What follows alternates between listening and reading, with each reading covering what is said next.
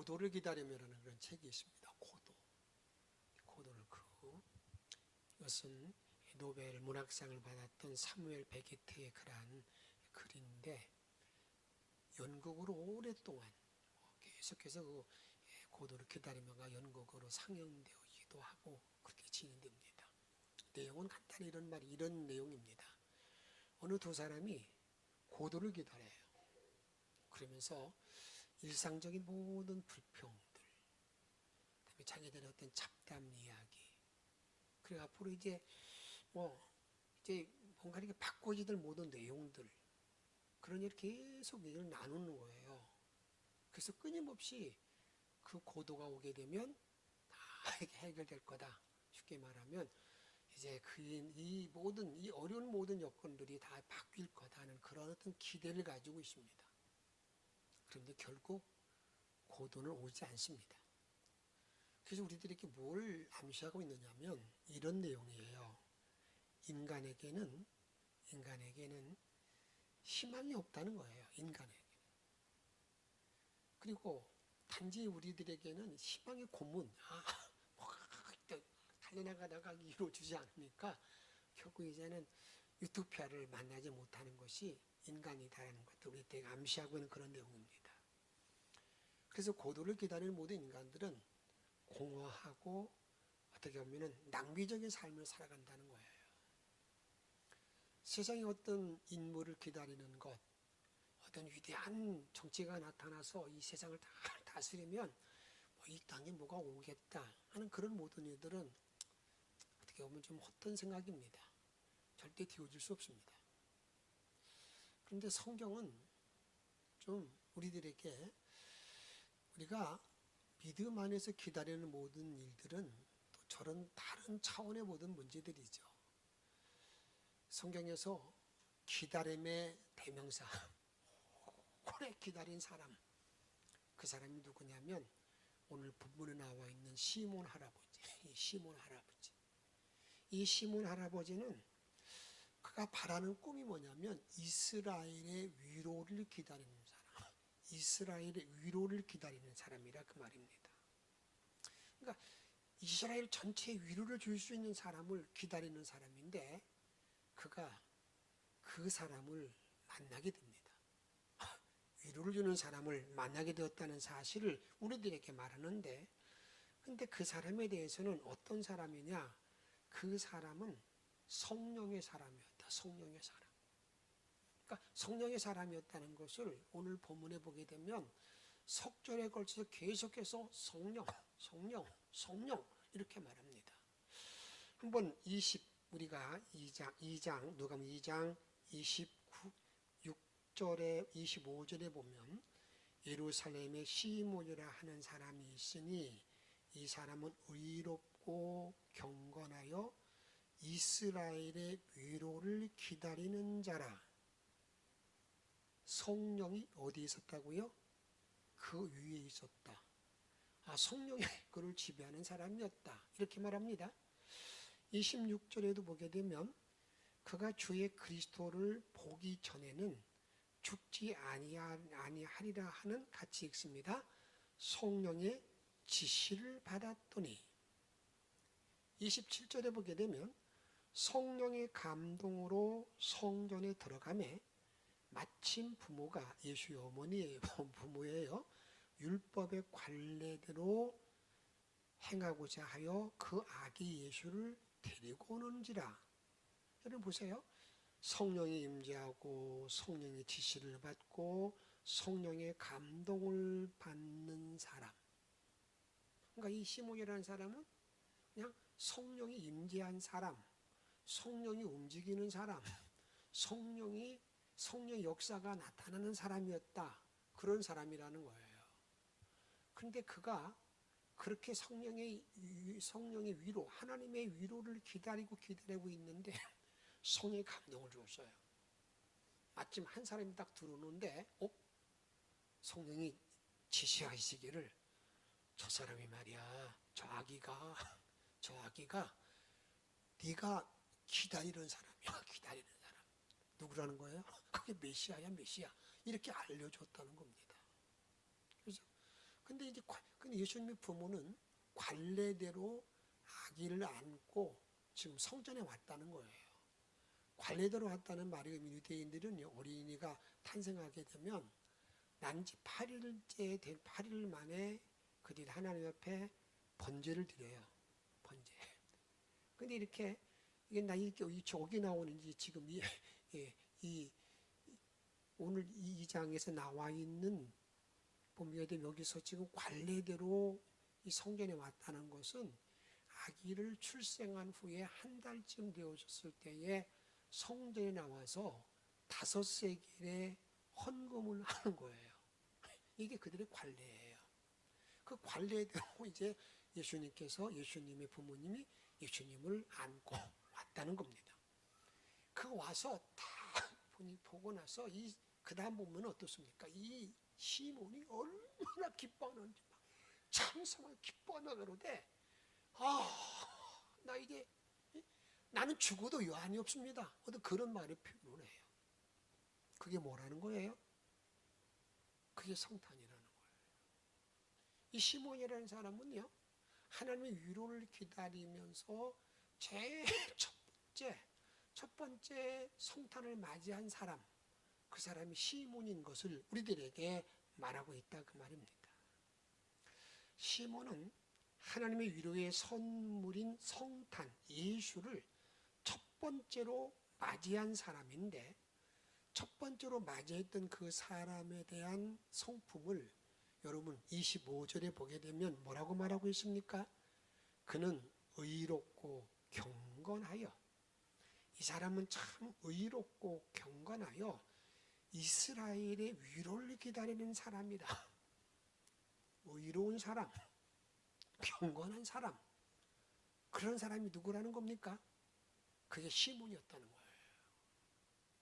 그냥 이렇게 날라리는 게 아니라 성탄 때도 상술로 있는 산타크로스 바람을 그런 게 아니라 정말 의롭고 경건했던 사람, 그리고 성령이 항상 그에게 임재했던 사람, 이런 사람이었다. 이렇게 우리에게 말하고 있습니다. 그 다음에 이 사람은요, 어떤 사람이냐? 한번 따라합시다. 이스라엘의 위로를 기다렸다. 어떤 위로요? 이스라엘의 위로. 이 시몬은 자기가 참 힘들고 어렵잖아요. 여러분 한 1년을 지나오는 동안에 얼마나 여러분 힘들고 어려운 일이 많았었습니까? 정말 위로받기를 원했지만 위로받지 못한 나의 모습이 얼마나 많이 만났었습니까? 어떤 그런 일들이 계속 있었는데 하나님 다 위로해 주셔요. 정말 내가 위로 필요합니다. 위로가 필요합니다. 라고 하는 그런 어떤 요청과 기대가 많을 터인데, 이 시몬은요, 자기 자신의 위로보다도 누구의 위로를 기다리는 거예요? 이스라엘의 위로, 공동체의 위로를 기다리는 그런 사람이었다는 것을 우리들에게 말씀하고 있다 그 말입니다. 좀 더 우리가 가깝게 말씀드린다면, 나의 위로를 받는 거, 그것도 귀중하죠. 그런데 속도원들의 위로, 교회의 위로, 여러분의 나라의 위로, 이런 위로를 정말 위로. 정말 여러분들이 어떤 참 힘들고 어려울 때 말 한마디가 주는 그 말이 얼마나 힘이 되고 능력이 되는 걸 여러분 잘 아실 줄 압니다. 그게 위로인데, 그 위로를 기다렸던 사람이 누구냐? 그 사람이 이 시몬이었다는 것을 우리들에게 말하고 있다고 말입니다.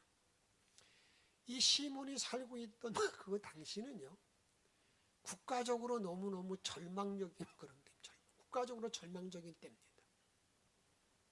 여러분 정치적으로 보게 되면은요, 헤롯의 억압 아래에 있는, 어떻게 보면 로마의 식민지로 있지만 그 왕으로, 그 나라의 왕, 분봉왕으로 있는 헤롯의 억압을 받고 있는 그런, 경제적으로 보게 되면요, 로마의 압제 안에 놓였기 때문에 자기들이 농사를 지어도요, 자기들이 수확을 해도요, 모두 다 수탈당하는, 대부분 다 이렇게 여러분들에게 세금을 내야 되는 그런 어떤 처지에 놓여 있을 때, 그런 상황이라 그 말입니다.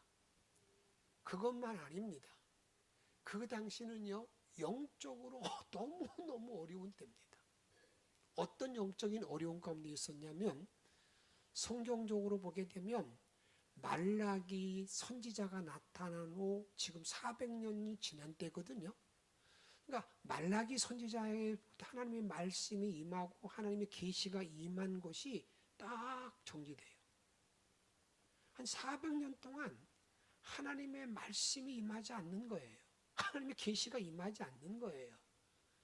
그런 때, 이런 암흑기, 다시 말하면 하나님의 위로를 정말 받지 못한 그런 마음의 혼돈, 공허, 이런 때를 지금 시몬이 살고 있을 때, 이 시몬은 지금 누구의 위로?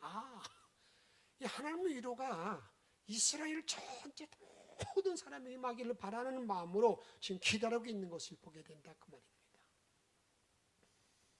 지금 우리가 살고 있는 이 시대도 어떤 시대입니까? 절망적인 시대라고 우리는 말하고 있지 않습니까? 여러분, 정말 우리가 조금만 눈을 열어보게 되면 이 나라의 경제적인 모든 문제를 봐도요, 그냥 어떻게 보면 그냥 뭐 부도날 것처럼 말하고 별별 소리 많잖아요. 그리고 실질적으로 어려워요. 물가는 점점 오르고 있고요. 여러분, 모든 여건이 힘들고 어려운 때, 여러분, 이런 모든 때에 여러분, 정말 우리를 붙잡고 위로받을 그런 어떤 시기인 것을 우리들에게 말씀하고 있다고 말입니다. 지금 대한민국은 정말 하나님의 위로가 정말 필요한 때이고, 우리 신앙인들도 이 하나님의 위로가 넘치지 아니하면, 주님의 위로가 있지 아니하면 내가 살아갈 수 있는 힘을 잃어버리는 그런 때를 맞이하고 있다고 말입니다. 여러분들에게 요 시므온이라는 사람은요, 타인을 위해서 마음을 여는 마음이 있을 뿐만 아니라 성령이 임재한 사람, 성령이 주관하는 사람이었다는 것을 우리들에게 말씀하고 있다, 그 말입니다. 앞에서 읽어보았지만 뭐라고 말하고 있습니까? 성령의 감동, 성령의 지시, 이런 것처럼 26절에 있는 말씀 같이 한번 읽도록 하겠습니다. 그가 주의 그리스도를 보기 전에는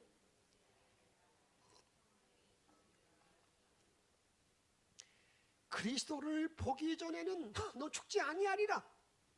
그게 자기의 생각, 신념이 아니에요. 성령의 지시.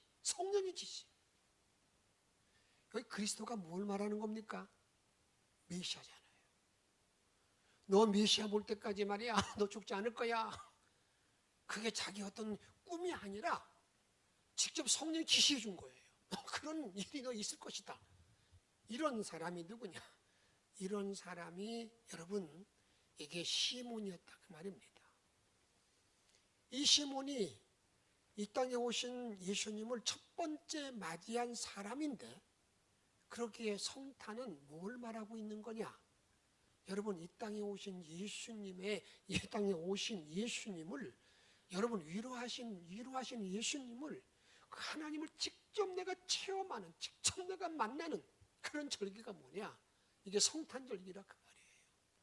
그리고 이 성탄절기는 한 어떤 때보다도 성령의 인도하심과 역사하심이 가장 크게 역사하고 인도하는 때이기에 그런 은총을 허락받기 위해서 여러분 주께 가까이 나아가는, 주의 도움을 받을 수 있는 우리 영천의 성도들이 다 되어지기를 주의 이름으로 축복합니다. 이런 성탄에 임하는 두 가지 오늘 자세를 좀 말씀드리고자 합니다. 하나는요, 정말 이 성탄에는요, 진정으로 예수님께서 나의 위로자가 된다는 사실을 고백이 있어야 됩니다. 예수님이 정말 나의 위로자구나, 정말 나의 위로자구나, 주님밖에 나를 위로할 자가 없다는 사실을 바로 알고 그 주님을 만나는 그것이 뭐냐? 이 성탄에 임하는 자세라 그 말이에요. 임하는 자세라 그 말입니다. 우리는 어떻게 시몬같이 위로가 넘칠 수가 있을까? 오늘 누가복음 2장 25절 말씀을 현대인의 성경으로 이렇게 말합니다. 그때 예루살렘에 시몬이란 의롭고 경건한 사람이 살고 있었다. 그는 한때 계신 성령님으로부터 살아서 그리스도 메시아를 배울 것이라는 계시를 받고 이스라엘의 위로가 되실 그분을 간절히 기다리고 있었다. 이렇게 말합니다. 그러니까 이 시몬이라는 사람은 여러분들에게 이스라엘의 위로가 되시는 그 메시아를 간절히 사모하고 있었다. 그것을 성령이 알려주었고 그런 사람이었다는 겁니다.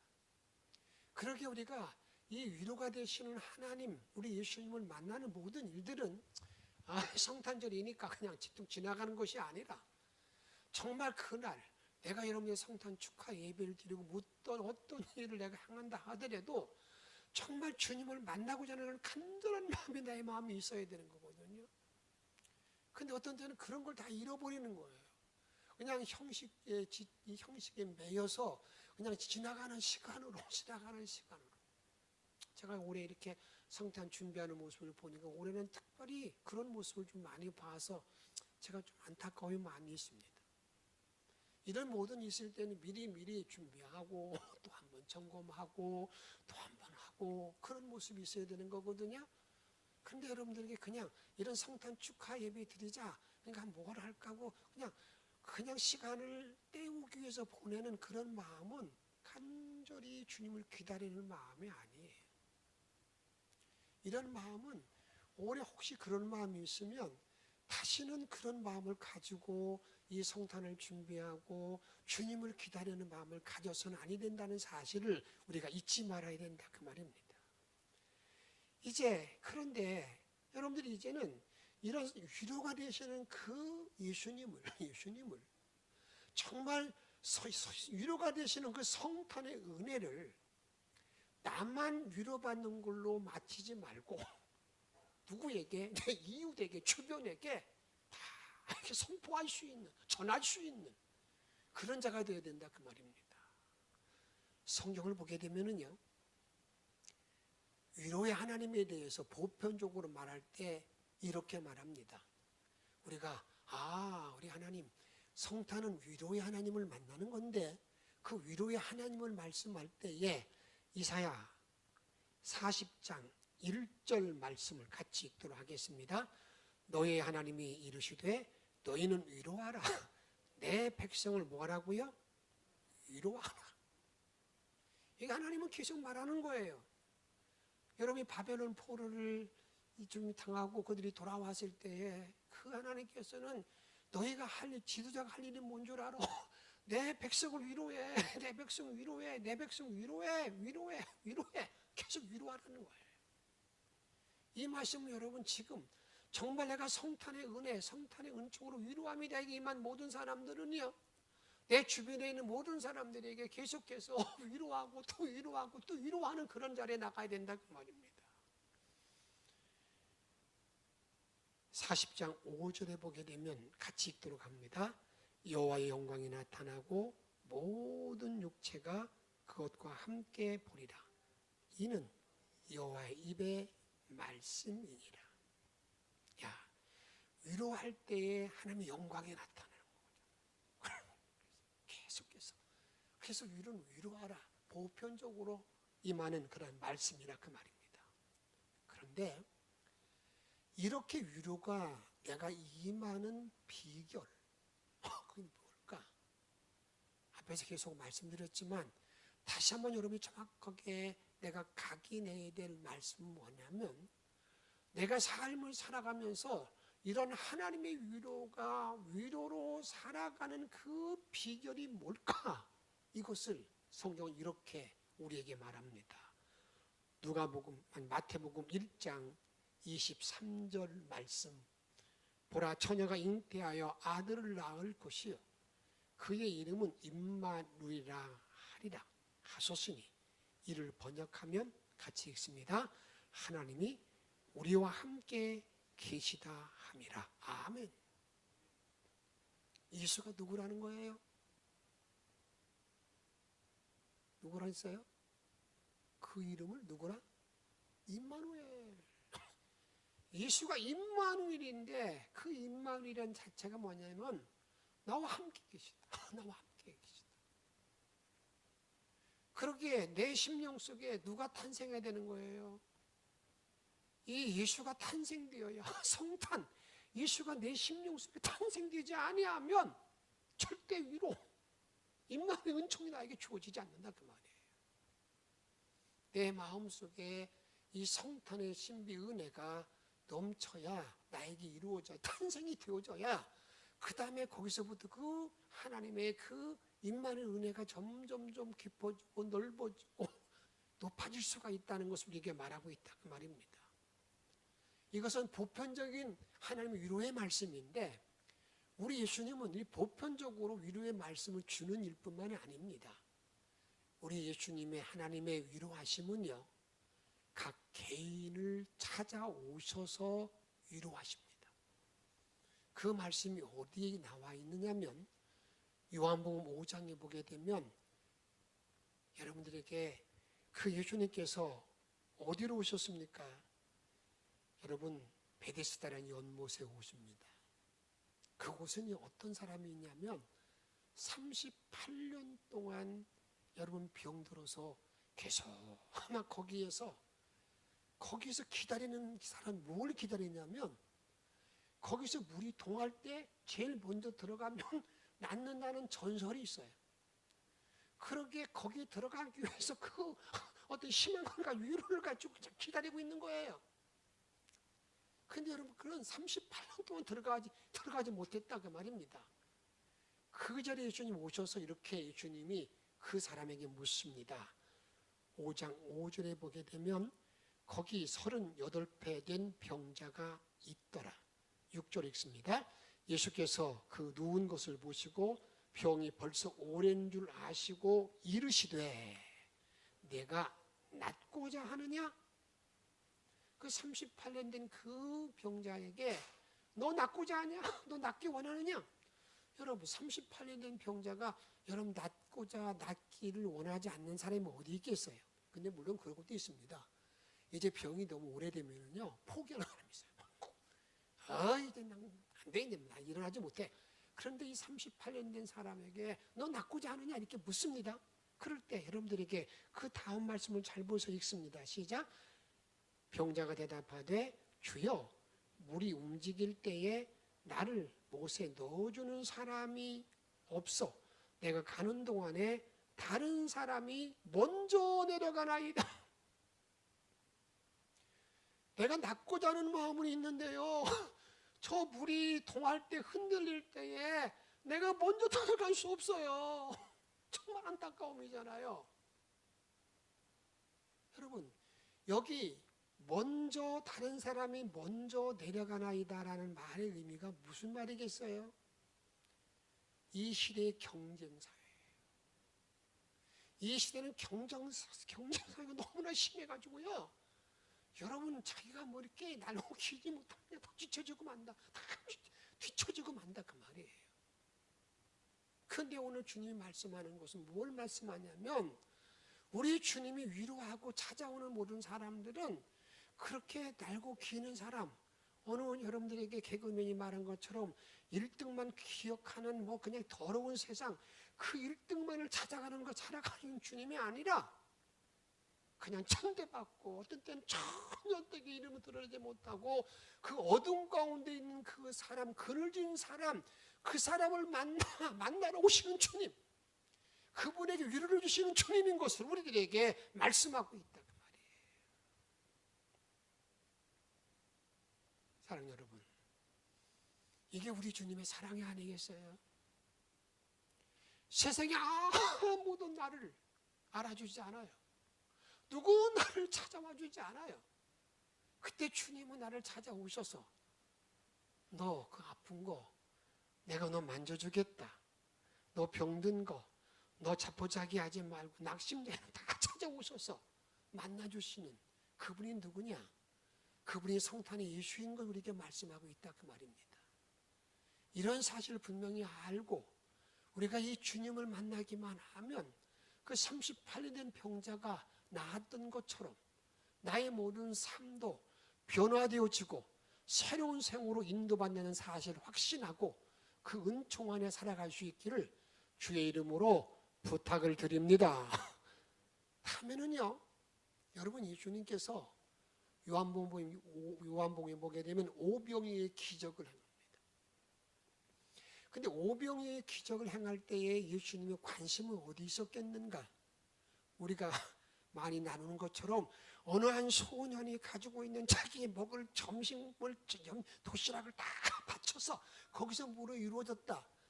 물론 그 관점도 볼 수가 있는 거죠. 그런데 성경이 이미 그 도시락을 바친 소년보다 앞서서 우리 주님의 마음을 이렇게 말하고 있습니다. 어떻게 말하고 있는가?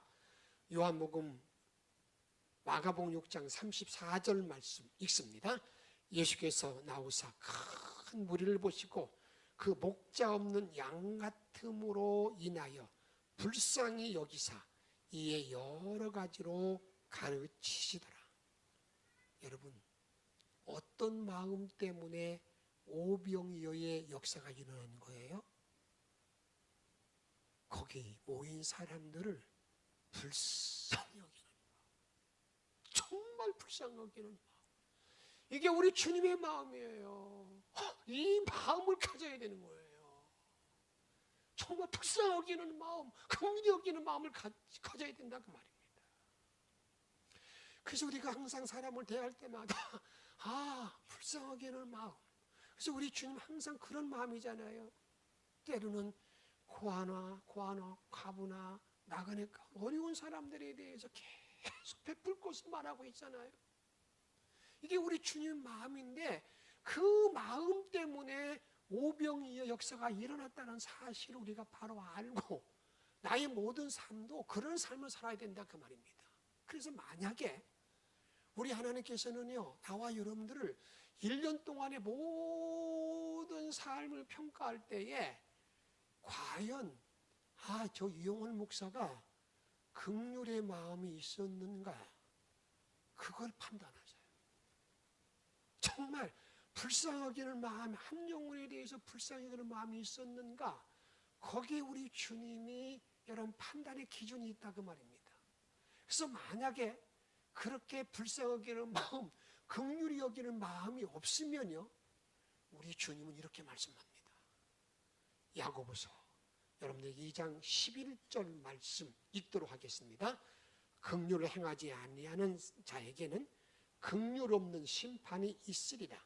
긍휼은 심판을 이기고 자랑하느니라. 내가 이 긍휼의 마음을 갖지 못하면은요, 이 긍휼의 마음을 내가 지배하지 못하면 어떻게 된다고요? 그런 사람들에게는 여러분, 주님이 심판할 때 긍휼함이 없다고 말하면 무섭잖아요. 그래서 이 긍휼은 하나님의 심판을 이기고 나의 자랑이 된다는 거예요. 그게 자랑이 된다 그 말입니다. 그 다음에 두 번째로 우리 마음에 새로운 의미가 부여되는 계기가 되어야 됩니다. 이 성탄이 정말 나의 모든 삶에 새로운 의미가 딱 부각되는, 의미가 딱 부여되는 그런 계기가 성탄이 되어야 된다 그 말입니다. 27절에 보게 되면 예수님 부모님들이 관례에 따라 그걸 데려왔습니다. 28절에 보게 되면 시몬이 아기를 안고 하나님을 뭐 했다고요? 찬송하여 이르되 막 찬송하는 거예요. 그리고 난 다음에 여러분 29절 말씀 읽도록 하겠습니다. 시작. 주께서 이제는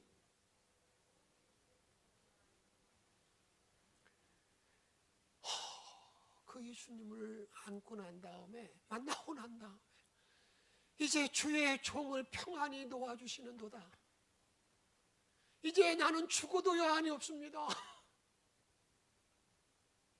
예수를 만나고 난 다음에 그의 삶에 새로운 의미가 딱 부각되어지는 그런다. 그것이 이게 뭐냐? 이게 성탄이라는 거예요. 내가 성탄절에 주님을 만나고 난 다음에 내 삶의 방향이 바뀌는 거예요. 의미를 새롭게 갖는 것, 이것이 성탄의 의미라는 것을 우리들에게 말씀하고 있다 그 말입니다. 유대인이 학살당할 때에 빅터 프랭크라는 사람이 노고데레피라는 그러한 책을 써놓습니다. 그게 의미요법, 의미치료 그런 내용인데 그 내용은 이렇게 말합니다. 자신이 살아있는 몸으로 실험실에 던져집니다. 비참한 거지요. 그 실험실에 던져졌다 그 말이에요. 근데 실험실에 가서 보니까 사람들이 좀 점잖은 사람도 있어요. 사람답게 살라는 사람. 그런데 돼지까지 사는 사람. 그냥 먹혀만 계속. 아마 어려우니 그러겠죠.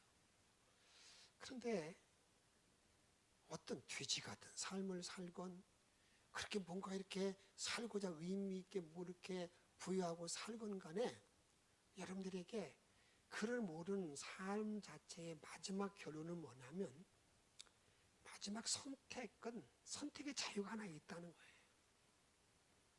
그래서 이 사람 빅터 프랭클은 자기가 의미 있는 삶, 내가 사람이다 라는 걸 알기 위해서 여러분 자기가 사람임을 자각하기 위해서 유리로 가지고 면도를 막 피면서 얼굴을 막 찢기고 피가 나고 그러는 말이에요. 그런 일을 하게 돼. 그런 일도 한다 그 말입니다. 인간에게 모든 걸 다 빼앗을 수 있지만 자기가 삶에 대한 의미를 정확히 정하면 자기의 삶의 방향을 정하면서 뭔가 의미 있게 살아갈 수 있다는 것을 지금 우리들에게 말하고 있다 그 말입니다. 바울 사도는요, 자기가 선교의 여건 가운데 너무너무 힘들고 어려운 여건을 많이 만나게 됩니다. 어떤 데 보기엔 자기가 이제 살 소망을 다 잃어버린 거예요. 그런 산 소망을 잃어버린 그런 순간을 맞이했을 때 그런 자리에서 바울 사도는 뭘 느끼냐면 그때 자기의 선교의 의미를 다시 한번 정확히 알게 됩니다. 이것을 고린도 후서에 보게 되면 이렇게 말합니다. 고린도 후서 1장 8절에 있는 말씀을 한번 같이 읽도록 하겠습니다. 형제들아, 우리가 아시아에서 당한 환난을 너희가 모르기를 원하지 아니하노니 힘에 겹도록 심한 고난을 당하여 살 소망까지 끊어지고 이제 내가 살 소망을 다 잃어버렸어요.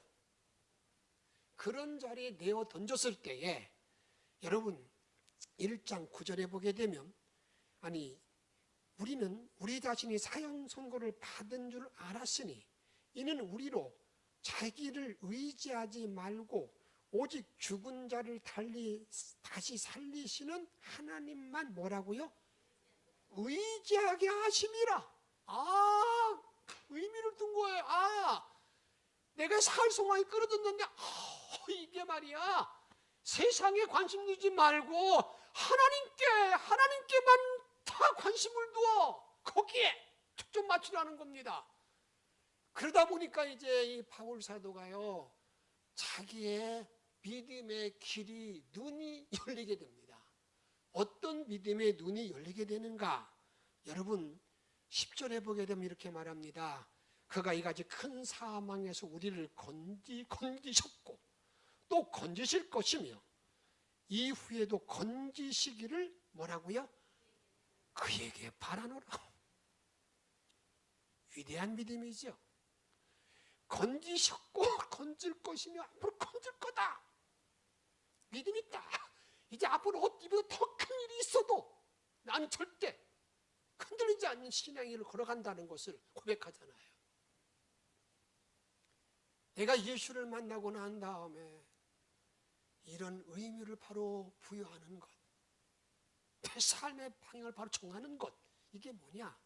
이게 성탄이다 그 말입니다. 성탄의 위로가 나에게 임하면 그런 일이 나에게 주어진다 그 말입니다. 황요한 목사님의 그냥 글 가운데, 간증 가운데 제가 좀 이런 겁니다. 자기 어머니가 85세인데 너무 병들었는데 너무너무 걱정을 많이 하시는 거예요.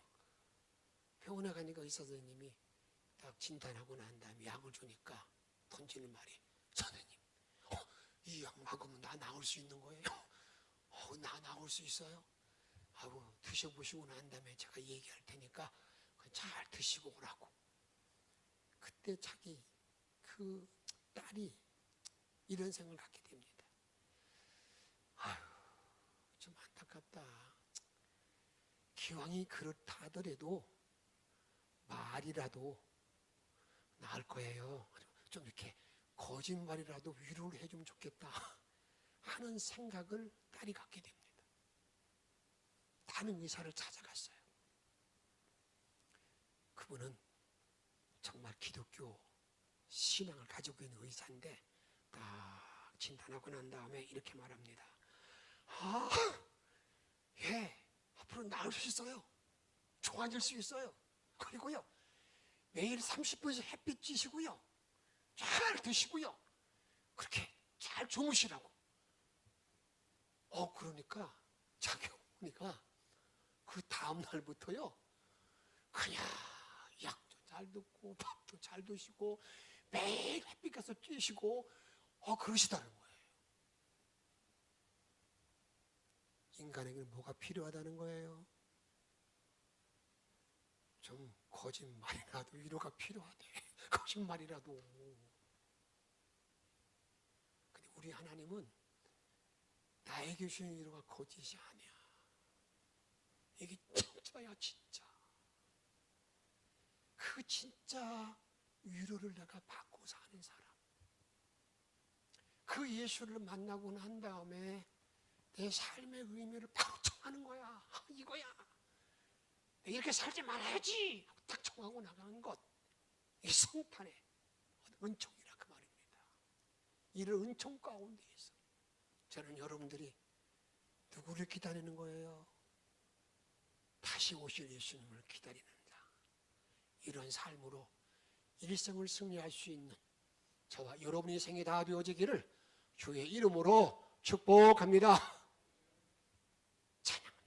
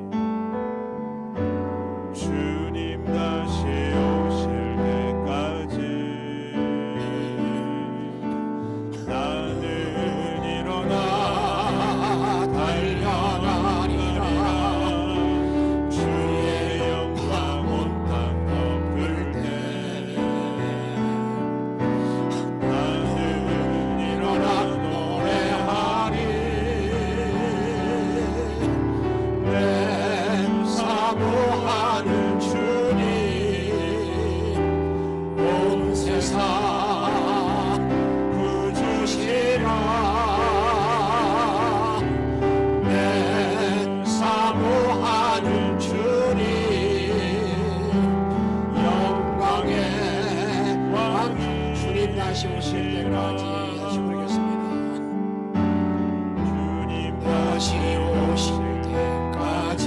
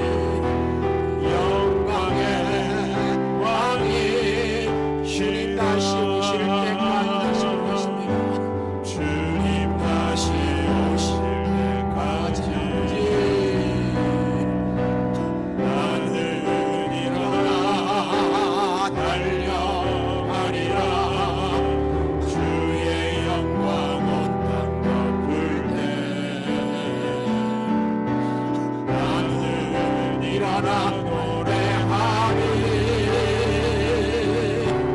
내 삶 구원하리 주님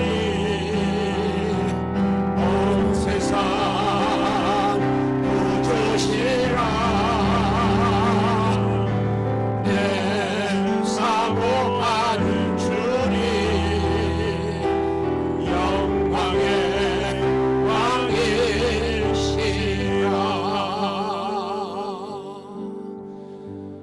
시몬은 기다리는 가운데 초림 예수를 만났습니다. 이제 나와 여러분들은 이제 사모하며 기다리는 가운데 재림 예수를 만나야 됩니다. 그 일을 위해서 오늘 주신 말씀을 기억하며 함께 통성으로 기도하는 가운데 위로의 예수를 내 마음에 모시기를 정말 바라는 마음으로 함께 통성으로 기도하겠습니다. 생명의 힘을 조등자는 명령을 보내주신 하나님을 주신 아버지 아버지라는 건 원하는 주셔서 오주를 바라보신 날에 들어가길 원합니다. 원하는 주께만 영광 풍년에 들어가길 원하나이다. 외로우신 아버지 때문에 오주만 바라보신 날에 도와주신 원합니다. 이렇게 영광의 말씀으로 오주를 믿어 사랑을 내려 들어가길 원하시는 원합니다. 영광의 구원을 할 수 있는 모든 믿음이 주님이 되어주시더라 믿고라 주옵소서. 오 아버지 함께 도와주시기를 원하나이다. 오 아버지 여러분을 원합니다. 아버지 영광 아버지 영광 오만한 영광으로 함께 도와주시기를 원하나이다. 하나님 주님을 만나기 위해서 하나님을 접시고 이 성탄의 위대한 면을 보시고 남성을 이렇게 성탄하게 도와주셔서 이제 그 능력은 청원해 오직 주님을 바라볼 수 있도록 아버지 돌보셔 인도하시고 생명력을 알아주시는 하나이다. 그를 모아주시기 원합니다. 이러한 애를 만나고는 많은 자들에게 위로를 전하기를 원합니다. 위로의 주님을 증거하기를 원합니다. 주의 말씀을 전하기를 원합니다. 주의 생명력으로 주께 영광 누리는 들어갈 수 있도록 아버지 인도하여 주옵소서. 오 할렐루야. 아버지 함께 도와줄 줄로 믿습니다. 우리의 생명과 능력 되시는 예수 그리스도의 이름으로 간절히 기도하옵나이다.